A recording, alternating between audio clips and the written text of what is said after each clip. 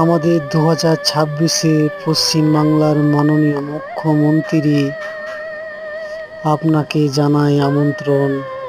আমার কথা ভুল হলে আপনি যা শাস্তি দেবেন আমার আপত্তি নাই।